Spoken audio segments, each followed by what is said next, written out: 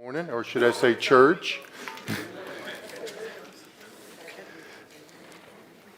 Let me open this up with a word of prayer and we will dig in. Father, once again, it's a blessing and an honor to be able to gather together, to be able to open up your word, to be able to study the great truths, the realities, and to be exhorted by them, to be encouraged and to be equipped. Father, you've called us to a special work.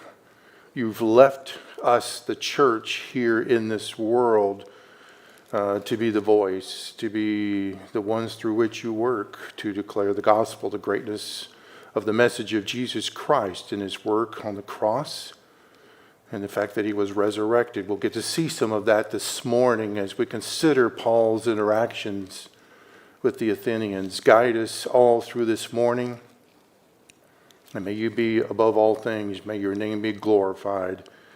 And may your Son be once again thought of as preeminent amongst all the world. And it's in your Son's name that we pray. Amen. Good morning. It's good to see you all this morning. We are continuing with our class series on apologetics, the art and the science of defending the faith, the work of giving a reason for the hope that we have within us. Also had the idea of the marketplace. We talked about that briefly. The marketplace, ultimately for me, I'm defining it as the world. That when we think about typically, or at least in the past, a marketplace was a place we went to, where we engaged with the ideas of the world and what we're seeing ultimately because of television, the internet. I think the marketplace is coming into our homes. It's knocking on our front doors. It is in our lives. It's in the lives of our children. And so we can't be apathetic about being able and willing to defend the faith. We have to be attentive that there's always an antagonistic perspective that is always present. We can't hide and isolate ourselves from what's before us. What I believe is really a beautiful text I'm looking forward to this morning. The second half is going to be a little challenging. I hope to be clear, and I will be patient with the process of unpacking it. We're going to look at the aseity of God, A-S-E-I-T-Y, in case my southern doesn't come through well. And that will be an idea where we see God's self-existence. We begin to see how independent he is, and his existence is not contingent upon anything else, but all things, their existence is contingent upon him.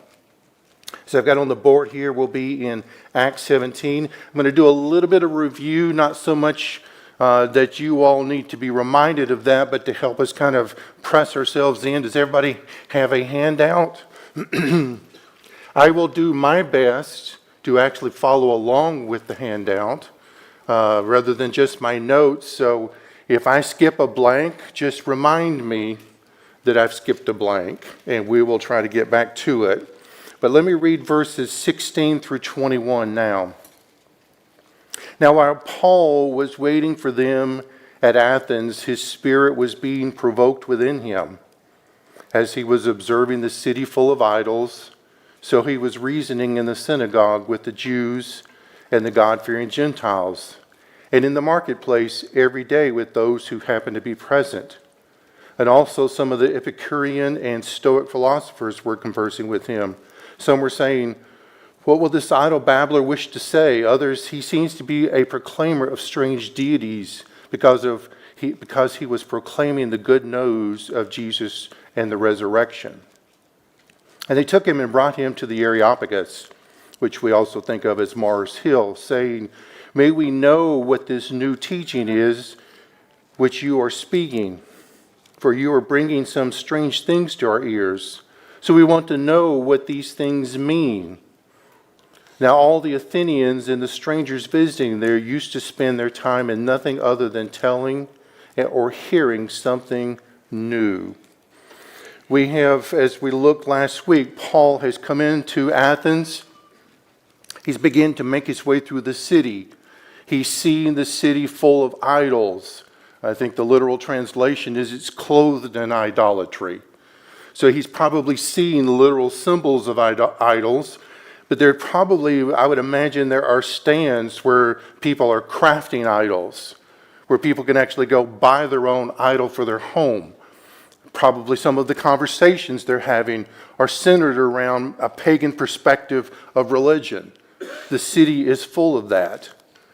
Now, by his own practice, he enters first into the synagogue and engages with the people there, the Jews, the God-fearing Gentiles, but also he's in the marketplace. He's engaging daily with conversations with people. Some of us who like to talk probably have been in those situations where we strike up conversations with anybody, and we will have various forms of conversations, and we come away with those experiences often where we recognize God has moved in those moments. And either we have two people ourselves and the other one who's a believer, and we have a really good conversation along that lines, or we recognize somebody who's not a believer, and we get to experience ultimately sharing the gospel in those moments where we weren't planning to do so otherwise. And I can only imagine that Paul is experiencing all that's going on there. He's soaking it all in. We even see that he is provoked in his spirit by what he is observing. Now, what I want to do is hit this to be your first series of blanks to fill out. It's just kind of touch on these things that I believe part of it, the Epicureans, the Stoics, the city council is experiencing, what they're seeing, what they're hearing. And they're probably to some degree concerned that he's going to come into the city and stir things up. Verse 18 says, "What would this idle babbler wish to say?" The blank there is empty talker. Empty talker. The idea here is that if you think about a bird landing on the ground, going and picking up seeds, gathering little bits of food as it goes through. And so they're seeing Paul as this bird who's just gathered little bits of data and pieces of information, and then he regurgitates it back to the people, and he sounds intelligent, but he's not really studied, and that's how they're perceiving who he is and what he's doing. Also in verse 18, he's the proclaimer of strange deities. I put foreign spirits there. This isn't per se they're seeing he's talking about God as we would think, but there's some strange spirit that he may be actually communicating to them, something odd in the perspective. Verse 19, they say, "May we know what this new teaching is." This word teaching is taken from the Greek word didaches, I believe is how you pronounce that, where we get our word didactic, which is much of what I'm doing this morning is I'm didactic in my teaching. There is a style in which I'm communicating information to you for you to hear and learn. Obviously, there's a response, but there are other forms of teaching. We could divide up into groups, and I could let you all talk. We could build something. I could have you draw pictures. There's many forms of learning, but this didactic form of teaching is where we're having some form of a lecture style. And so what I see Paul doing here is he is standing in the marketplace, and he's not just having a conversation with somebody, but he's actually giving instruction to everybody that's going to stop and listen. I've gotten to go and speak through the years talking about dinosaurs, geology, whatever the subject, and afterwards people will come up and they have questions. And I'll get 4 or 5 people, and I'll have one person, and I think I've started the conversation with just one person. And I recognize that as I'm answering this person's question, there's 5 other people that are standing there and listening. And as I become aware of that, I almost change my mindset a little bit because I'm back to teaching again. So there's that intentional interaction. There's that structured conversation, and mentally you recognize there's a difference between a conversation and how you're teaching somebody, and this is what Paul is doing here. Verse 20, he was bringing some strange things. You should have 4 blanks there. Surprised by its strangeness. He was bringing surprised by its strangeness to their ears. There's a sense of curiosity. What they're hearing is the gospel. What they're hearing is Jesus Christ being resurrected. But they've never heard of this. This sounds weird. Why would a God die and then come back to life? It's an odd thing to them. And so they're puzzled by this. In verse 20, continuing, they want to know what these things mean. And so in doing so, they recognize that what Paul is doing, what he's saying, is very unique. And because that's their mindset, that's their practice, they want to talk about new things. They're like, well, let's hear some more of this. Let's bring him into the city council. Let's get him up front of the main guys, the guys that will kind of can shut him down if they need to, the smart guys, and let's bring him in front of those and do so. Now, from this point forward, Paul is going to begin to embrace the experience, the moments that's before him. He's going to tell them of something they've never heard before. They've never seen, they've never considered, and yet deep down, there's going to be something I think that's going to resonate with these people. So let's pick up with verse 22 and 23 here. So Paul stood in the midst of the Areopagus and said, "Men of Athens, I observe that you are very religious in all respects. For while I was passing through and examining the objects of your worship, I also found an altar with this inscription, 'To an unknown God.' Therefore, what you worship in ignorance, this I proclaim to you." So he observes that they're religious. Now, there's two ways that we can take this. In general, to be religious is to be fearful, to be timid, to be faithless. It can also be reverent or pious. So when I say you're being religious, there's some form of that you're being, that is applicable to you. The question I would ask, and I would love some feedback here, is Paul being complimentary to them? Or is Paul being sarcastic and actually kind of, you guys are being religious? Is this good or bad? What do you think? I don't think it's inherently bad. I think Paul is pointing out that what you're doing isn't inherently bad, but your focus is on the wrong object of belief. Okay. So yes, they are sinning in one aspect, absolutely worshiping false gods and deities, but their mindset is right in trying to understand creator-creature relationship, their object, though, is just the wrong God. So are they being religious? I'm going to press you just a little bit. Are they being religious in a good sense or in a bad sense, ultimately? In a bad sense. Okay. Renee? Same thing? Okay. I think he's paying him a compliment before he's about ready to insult them. Okay. It's kind of like my kids in school when they were bad. You know, the teacher would like to pay them a compliment before they're going to tell them the bad stuff, so that way they don't take offense. But I think it's kind of setting them up to like give them something more than what they asked for. All right. Did I see another hand? James? Well, I think that in a way it's complimentary because he's trying to engage them. I Okay. see what you're doing, and it kind of piggybacking on what you said before, but to engage them and what you're doing is right. Let me show you where you're missing. Mm-hmm. Okay. Anybody else?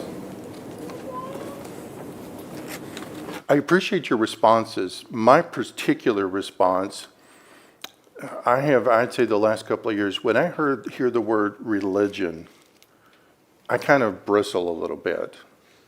Because religion can be a lot of things and cover a lot of areas. And until you really define it and clarify what is religion for you and what does that mean, then I'm a little standoffish here. what I see with Paul here, and I think there is a connection he's trying to build. He's trying to build a bridge. He's trying to say, you are grasping at something, and we even see that in the text here in a little bit. You're grasping at something, but you're still missing the mark. You're not grasping at the right thing. But I think what Paul's driving at is you have a practice that is religious looking, but has no substance behind it. And that's my ultimate concern with the world today, is they're very religious. Everyone on the planet is religious, literally. But is their religion rooted in the realities of who God is, or is it some framed way of thinking? Evolution ultimately is religious at its core, even though it's taught in a science classroom. And I think he's being ultimately critical here to them. Part of why I say that is he's been in the city and he's seen their idols. So he's already got a sense of their mindset. His response was anger to some degree. And he was teaching about Jesus Christ and the resurrection in the marketplace. See, he's already pressing against the way they think already. I think ultimately Paul is pointing out they have a fear or reverence for their gods, which they do. They are committed to a form of practice and lifestyle that pleases their God. But is their God real? No. And so they're ultimately what we find with idolatry is even when the image is created and mankind bows down to that image, what he's still doing is he's crafting an image that satisfies his own personal desires. And I think ultimately what we're seeing is idolatry at its core is worship of self. They are celebrating and worshiping their own gods, but they're religious in a bad sense. They're probably superstitious. They're illogical in their perspectives and to some degree delusional. R.C. Sproul says the sin of man is not atheism, it is religion, which is how we distort God's revelation of himself. We shape a deity into our own image and make houses for him with our own hands and serve and worship the creature rather than the creator, exchanging the glory of God for a lie. And this is what Paul is beginning to engage with the Athenians at here. Now, this unknown God, let me just preface where I want to go with this. I have for years thought of this unknown God as the Athenians have got this unknown God set aside just in case they're missing one. I don't think that's what's going on here. I'll explain why, but I think there's something more profound, something grander happening here than just in case we miss somebody. First of all, to the unknown God, what we're seeing here as Paul has been walking through the city, he sees the city full of idols, but what he begins to present to them, or what he begins to see, is there's an altar. So let me restate this. Paul walks into the city and sees it clothed with idolatry. But this unknown God, he finds this inscription on an altar. Now, when we think of altars are typically elevated or places of prominence. I was thinking this morning on the way in, I don't know whether it's the Aztecs or the Mayans, but all those big pyramids that they would build, and at the top, they've got this big concrete slab, and they would just mass killing people. They were really good at it, but the altar was what they were doing the killing on. It was an elevated place. And so when I read altar here, I'm thinking, there's something different here than just city full of idols. There are idols to known gods, which they have put names to, But this one altar has inscribed in it to an unknown God. See, my thinking is they're walking into the city, they've crafted the idols. These idols probably have names. But this one inscription on the altar is to the unknown, or if you will, unnamed God. The idols are to all gods, pantheon of gods, but the altar is to what? To the one God. There's something different here. There's something particular. So my question is, why did the Athenians have this one altar set aside on a high place? Were they just hoping to not miss a god? Feedback. Pamela. Mind that we all know that there's a God just by looking at creation.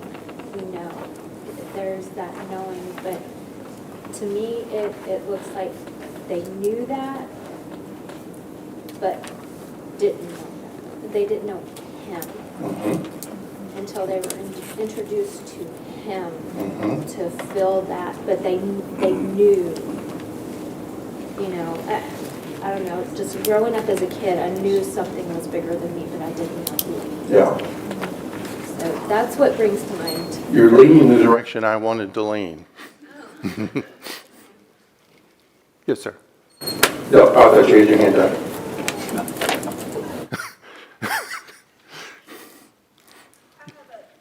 I mean, I have a footnote, and it says that at one time there was this horrible plague that the Athenians went through, and this one it calls it a poet from Crete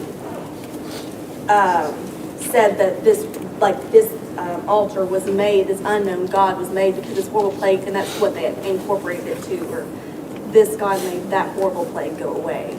So in saying what she was saying, there's something's going on, so there's somebody had to take care of this for us in this certain circumstance. Let's say it, this person did it, we just don't know their name. Okay, good.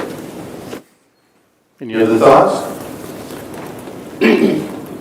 Kind of a thought that it's not going in the direction that I think that you're trying to go, but it would seem to me that if they had an altar, there's all the idols, but there's an altar to an unnamed God, probably not a whole lot of sacrifice happening. No, probably not. They're probably not using it for that.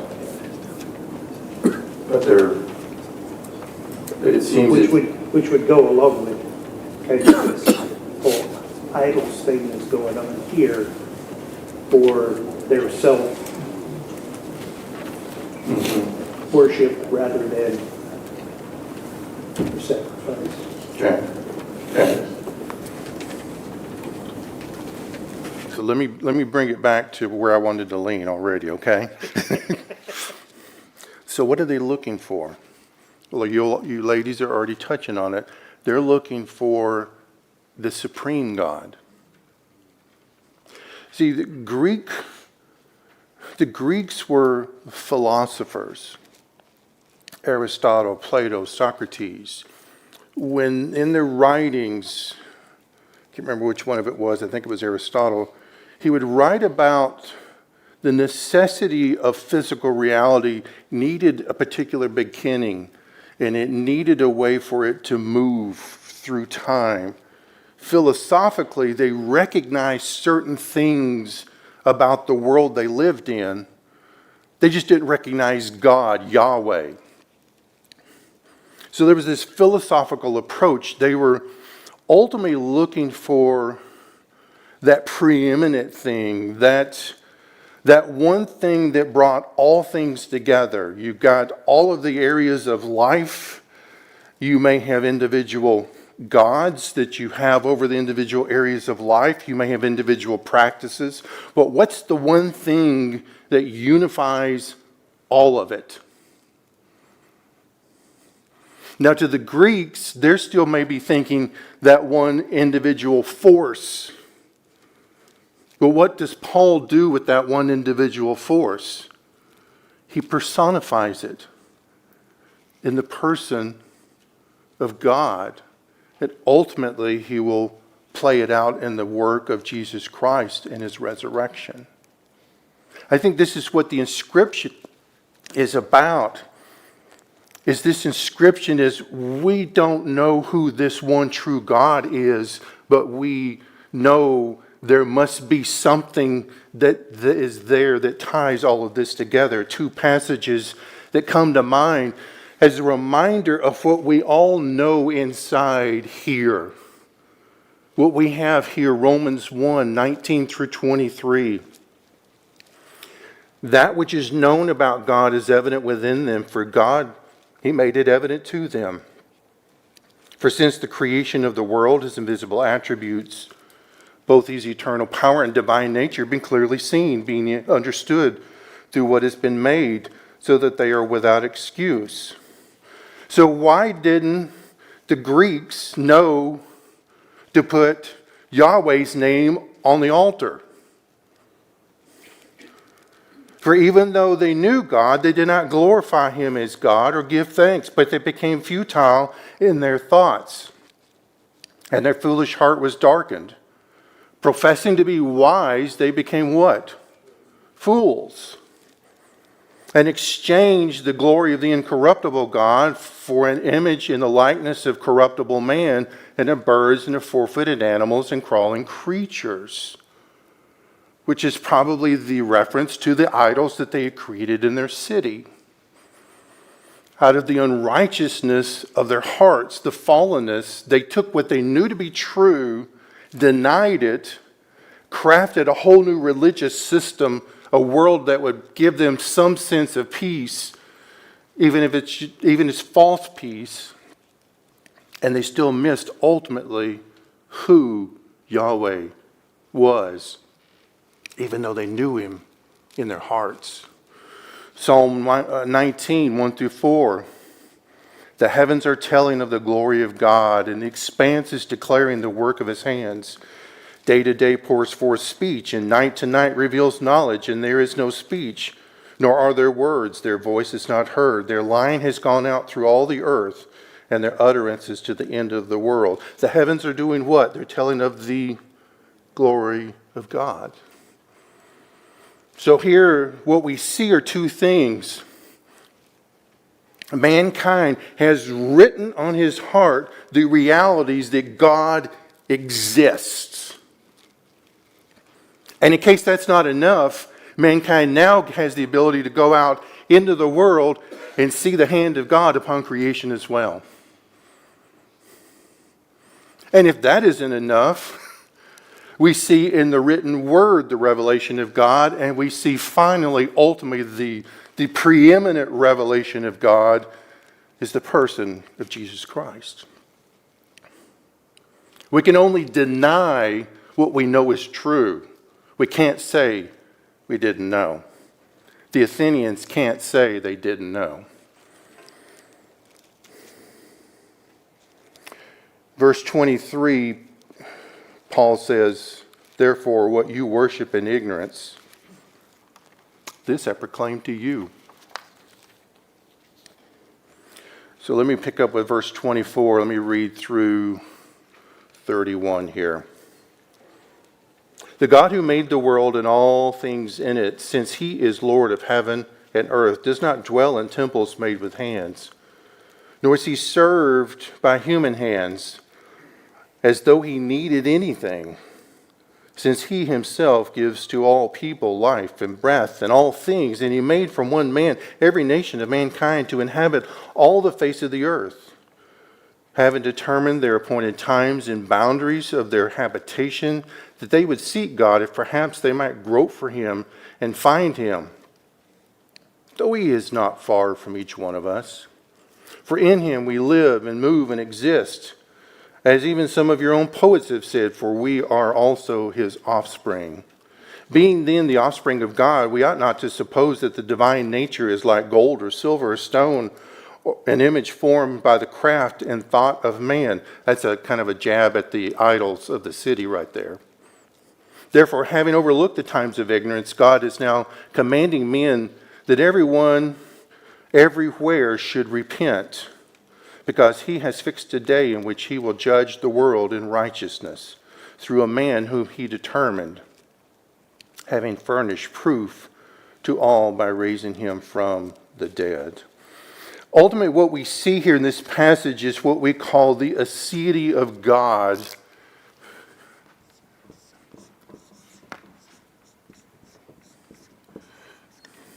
Now, I am not giving you this word so that you will now have a new, cool theological term to utilize. What I want you to understand is the concept behind the word. Whether you ever remember the word or not is not as important to me. I want you to understand the concept of it. Aseity has to do with self-existence. I want somebody to explain to me, what does that mean? MJ? Contingent on anything else. Okay. Explain that to me. He does not depend on any, there's nothing above him, there's no higher standard or higher being or higher anything. He just is, and he's not dependent or, he doesn't look to anything above himself. Very good. Self-existence. Does that mean God came to exist? No. Y'all just looking at me like my head fell off. No, it doesn't mean self-existence is not making that argument. God is eternal. In fact, what we're going to find, I'm going to make the point, that because God is a necessary condition in order for all physical reality to exist. He must be eternal. So this self-existence, as MJ was talking about, means that he is not dependent on anything outside of himself for his existence. He is self-contained. Now, he's also self-sufficient. You might offer the same response, but how would you define self-sufficient? Let me ask it this way. What does your life add to God's existence? Not even a little bit? Well, what did you say, Bradley? Now they're back there pointing at each other. That's bad. We don't add anything to God's existence, do we? It's not that he doesn't care about us. He doesn't love us. He isn't invested into us. He's not attentive to us. It just means that whether we're here or whether we're not here, God's character, existence, ability to have all that he needs is not contingent upon anything that we do.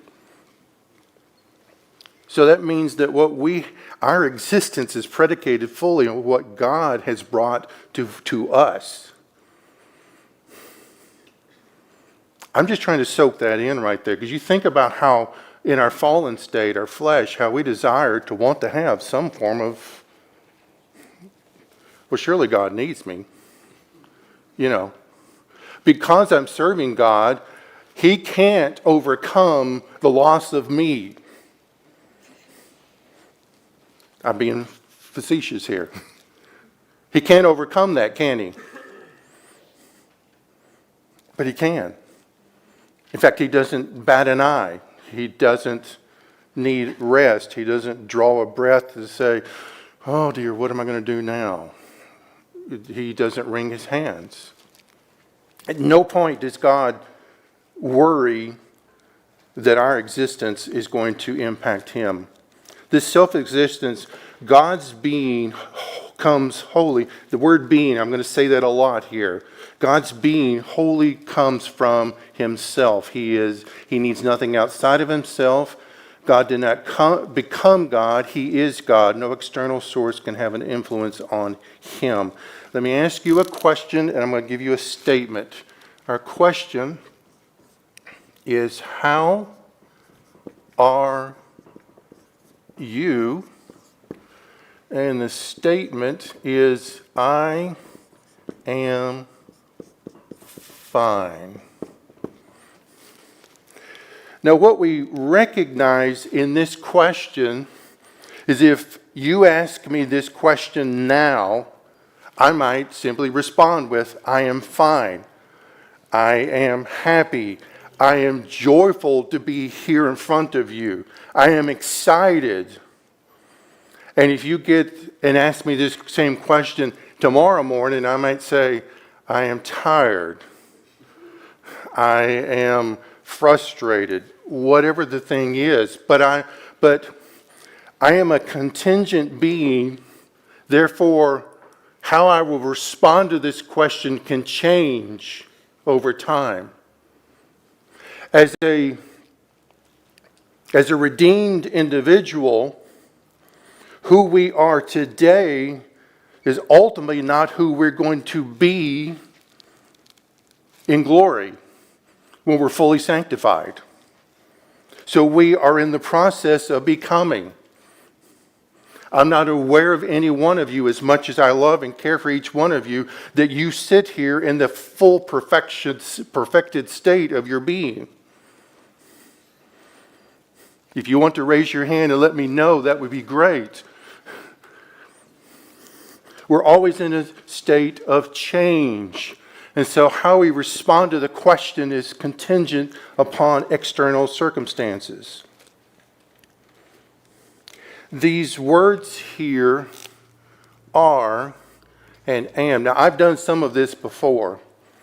I am not trying to be an English teacher today. If you were to try to get English from me, you will be at the wrong place. But I understand the theological importance of what I'm about to give you. These two words here, are and am, are forms of the verb to be. Some of you who think in this way are already like, oh, this is going to be cool and he's going to mess it up. The most common verb in English, to be, it has 8 different forms to it. Be, am, is, are, was, were, being, been. Behind our simple language are profound concepts. So let me build off this a little bit. The idea of being is important here. This is one of the ones I mentioned. If we had rocks and plants, animals, humans, angelic beings, if you will, I'll just call it angels, and God. There's a sense in which we would say human being. You know, the point Martha and I were talking about this morning is being is a state, it's a fixed state kind of verb. And so this is actually a little bit misleading. We are not being in that we're at a fixed state. We're actually more human becomings. Making sense? Haven't lost anybody yet? So what distinguishes us from God? Is it just a state of degrees? Are we just 2 states removed from God? Y'all are afraid to say, aren't you? Huh? Everyone seems a bit nervous. Yeah, I know. I can see it in your faces. Like, I know what I want to say, but I'm thinking he's going to spring something on me. We don't, but we need the clarifying, how are you, I am fine. God doesn't need the fine. No. He is just I am. He Yeah. doesn't need, I'm good, I'm fine, I'm frustrated, I'm whatever. He just is I am. That's great. Yes, if you were to ask God that question, how are you? Which is what separates us from Yes. those degrees of, Yes. I mean, it's not even degrees, it's just, absolute It's constraint. two different experiences, isn't it? Yeah.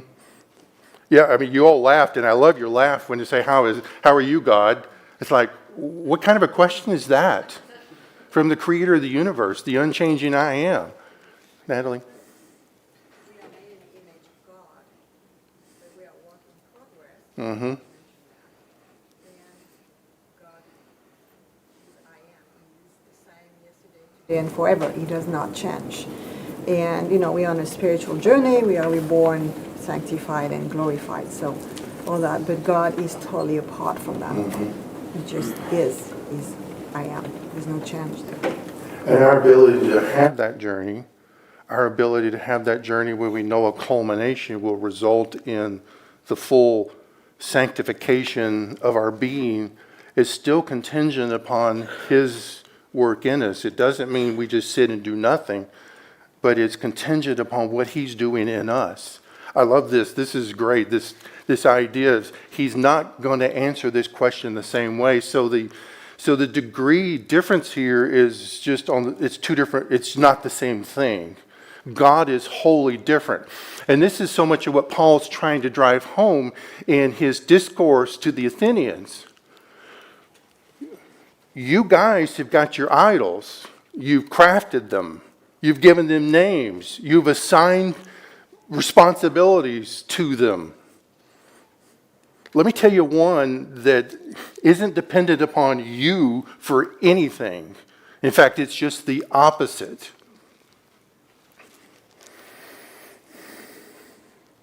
Turn quickly with me to John chapter 1, verse 1. Because I want to make sure you kind of walk away with some sense of this.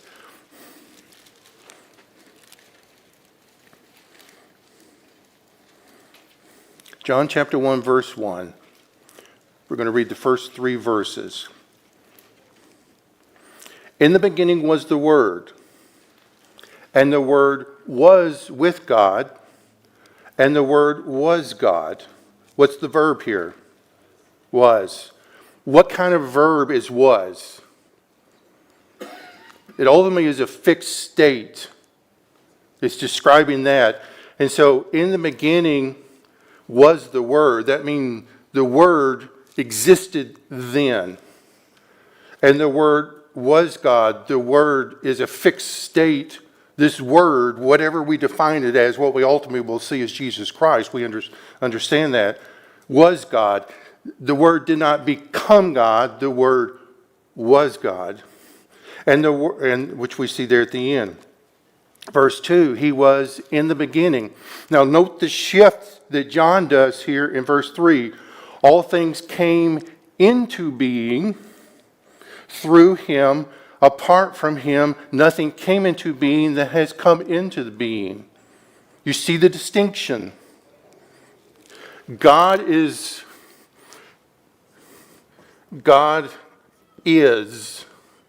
Creation became. I heard it.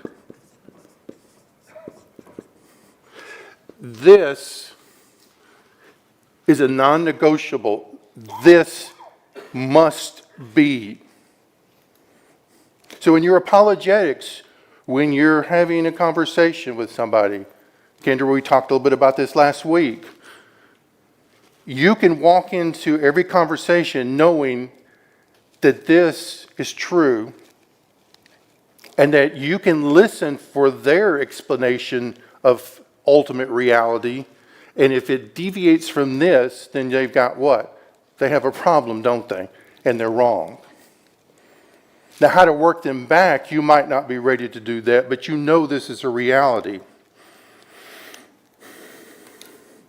I was even thinking about with creation, as we see here in John chapter 1, Romans 8:20 says, for the creation was what? Subjected to futility, another change in its state. Creation is contingent upon God, not just even in the state that creation needed God to come to in order for it to come to exist, but creation remains contingent upon God because here he subjected it to futility. We read in Colossians 1:16, or no, it's verse 17, that Jesus Christ, the Creator, sustains creation. So creation, us, this world, the universe, this existence is contingent fully upon God's creative work and God's sustaining power and God's willingness to judge it and subject it to futility. This is the world we live in. Any thoughts? If you have any questions, don't hesitate to ask. In your non-negotiable there that you squared around, you have God is, present tense, singular verb, going back to the English grammar time, creation became a fixed past tense action, never to be done again. Unless he were to do away with it and recreate it, which that we don't have an indication of that. Mm-hmm. You say something triggered, because I've got it in here somewhere. It's on the next page here. Exodus 3:13 and 14. Moses is talking to God, and he says, "And they will say to me, what is his name? And what shall I say to them?" And God says to them, "I am who I am." And he said to them, "Thus you shall say to the sons of Israel, I am has sent you." If I remember when we did Exodus in here, this I am in the Hebrew is a fixed active verb, meaning that God is actively being God, but that activity is unchanging. Is it just me where I just think about just blowing my mind with just recognizing the realities of God and who He is once again? That this is just incredible to know that He is always going to be God and He's actively being God all the time, and that state is an unchanging state. I think I've got a blank here before I miss it. What were the Greek philosophers looking for? Ultimate truth or reality? I think too, one of their mindsets was that wisdom comes from within oneself, instead of how we understand is true wisdom comes from fearing the Lord. Mm-hmm. And there's a chasm so great right there where they're trying to seek out wisdom in reality from within themselves instead of from within the pure being of God and His revelation. That's where the beginning of this whole argument started with Greek philosophy, with Heraclitus and Parmenides, was on pure being, actual being, in which we derive from, and the other argument is that within change. Well, both their argumentations were right to a degree, but ultimately wrong because that wisdom and derivative, if you will, came from within their own self of understanding instead of the understanding of what God has revealed to us, the true Creator has revealed to us. This pursuit for this ultimate knowledge or truth that's internal is much of how modern science functions today. Is that the answers are there, we just need to keep looking and pressing. All the while, the ultimate answer to the question that explains and ties all of it together is being denied at the same time while it's being looked for. And what does Paul say? Professing to be wise, they became fools. James talks about the double-minded man is unstable in all his ways. AJ? Just thinking about how he responds to their ignorance. They cannot know it, and they needed something outside of themselves, which is the revelation of God, and that is what He delivers to them. They will never find it in and of themselves, and that's why we need something outside of ourselves to tell us what our actual state is, and that's what God did through His Word.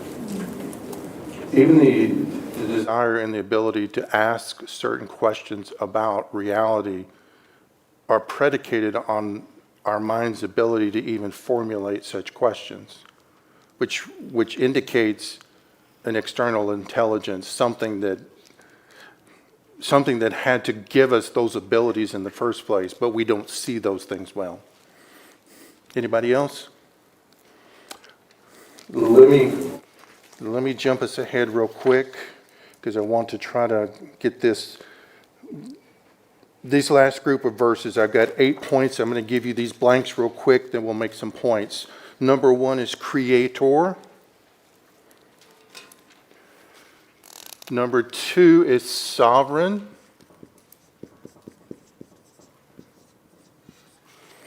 Number 3 is transcendence.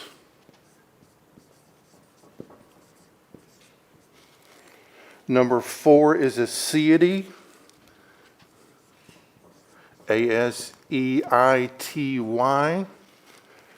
Number 5 is the imago Dei. How am I saying it? Martha, you need, thank you. I've been looking at it for weeks and I still can't get it right. The image of God is what that means. Contingent.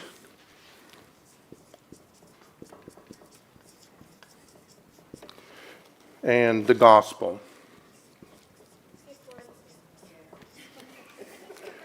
Sustainer.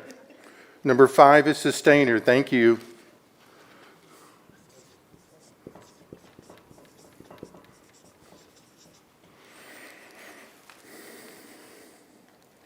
What I want to do with these last few minutes is try to give you some practical application. I was thinking more, and Kendra, I'm only going to mention your name, not to put you on the spot or have you to talk, but just thank you for the questions you asked us last week, and just it prompted me to still think about them over the course of the week here, kind of what we would suggest. I'm going to come to this list in a second, but when I think about how do we dialogue with people, and particularly when you think about how much there is to know and you feel overwhelmed by the experience, first of all, I would ask you to do 2 things. One is that what do you already know? What do you know to be true? What could you just simply say off the top of your head? One of the things I think, though, we struggle with is we don't have our thoughts organized in a systematic manner. They're very chaotic in how we might believe certain things, but where do they exist in our head? And if we don't have somebody to trigger them, we don't remember them. And what I would encourage you is to develop some systematic ways of thinking. And this is why I put this here as I did, is I've got it down here as what I call develop one thought. And what I mean by that is one thought, what is true about God, what is true about creation, and what is true about you. So you've got those 3 questions, or those 3 avenues that we're going to intersect in. And so as you look at this list right here, what one thing is true about God from this list? He is sovereign. He is creator. You can, okay? One thing.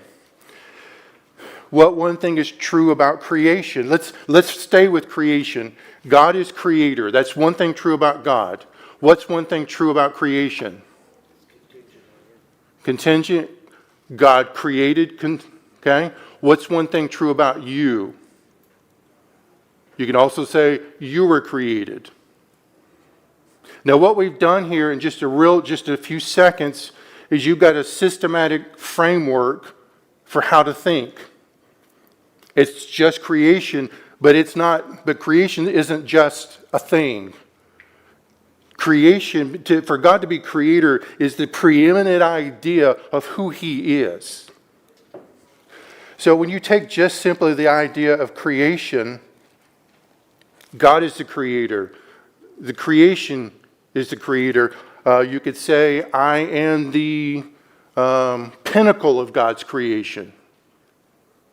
I have been given the ability to understand creation in ways that nothing else has. I ask questions about creation that the animals don't ask. You can come up with your list. And then marry into it Bible verses that support that. So get you one idea with 3 prongs to it, answer those questions, and add you some verses, and start building. But you're going to have to some degree create some type of systematic thing. So if somebody says, well, you know, the Big Bang Theory, they're now saying that the Big Bang just went and it's true and they've got all kinds of proof. Now you've got a way to respond with something that's tangible. But the Bible says, now that's one thing here, do not limit your I believe. Don't lead with I believe. Lead with the Bible says, therefore I believe. Okay? Because what are you doing? You're grabbing to the authority of Scripture and not your opinion. Because, Kendra, I think that's part of what you said last week is people are going to want evidence. They're going to want proof. First of all, proof is a world's way of saying anything you tell me I'm not going to accept. Okay? And what you're doing is you're offering evidence and you're building a case, so to speak. And that's how we think of in apologetics. So any questions? I know we're out of time here, but I wanted to be sure to put that in front of you this morning. Next week, we're going to move into 1 Peter chapter 3. We're going to look in particular at verse 15. Verse 15 is the preeminent verse on Christian apologetics. It gives us the foundation of what this means, but the particular setting of which Peter gave this word, this idea of apologetics to those people is very unique. It was in a very difficult experience.